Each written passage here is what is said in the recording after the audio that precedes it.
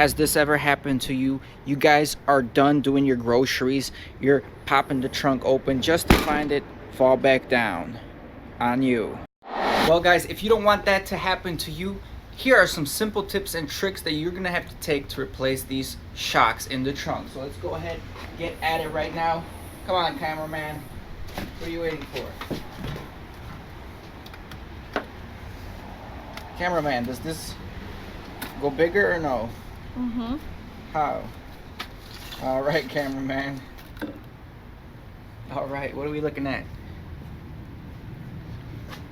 As you can see, right over here, this is already corroded from moisture. That's all rust being built up. Let me give you a good angle right here next to that beautiful Honda Civic. And let's check out the other side.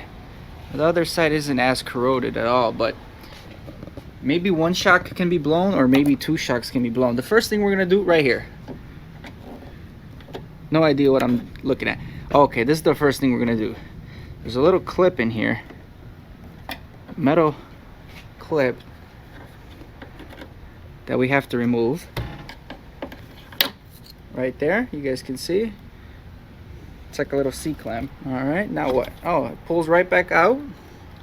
And now we are left with the bottom side, which, what do we have here? The same kind of clip. All right.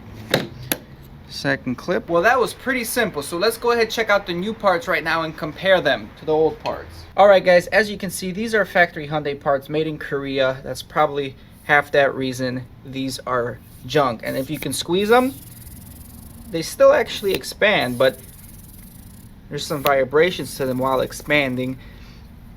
Let's go ahead and check out the new gear here. Got these on eBay. Link in the description below, guys. Not sure where these are made, actually. Okay, made in China. Well, sometimes, guys, I think Chinese parts are better than Korean parts. So let's squeeze this one. Look at that, I can't even squeeze this one. There's just so much pressure. Yeah, there's the difference between the bad one and the good one. The bad one goes right in. The new one, I can't even squeeze down.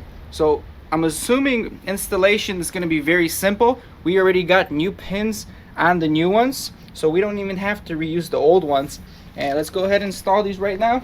All right, guys, so we got the new shock right now, and this time we already got the clip inside. It's pre-installed, so all we're gonna do is just clip it on. There goes the first one. And the second one, actually, it's gonna be kind of tricky because we gotta compress this higher. There we go. All right, the second one clipped on. And as you guys can see, the trunk is open. So maybe one shock was bad, not both of them. Let me take a look here. Oh yeah, look at that. Everything's working beautifully. But the trunk is not closing.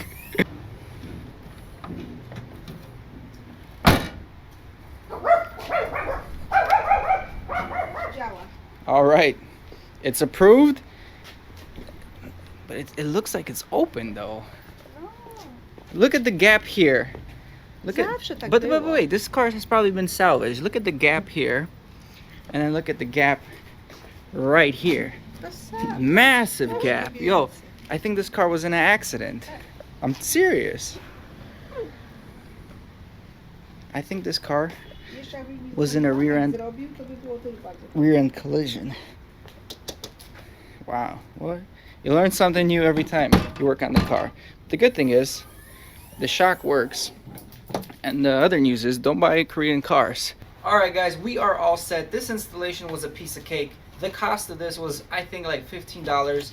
Don't go to the dealership for something so easy you can do at home. Hope you guys enjoyed the video.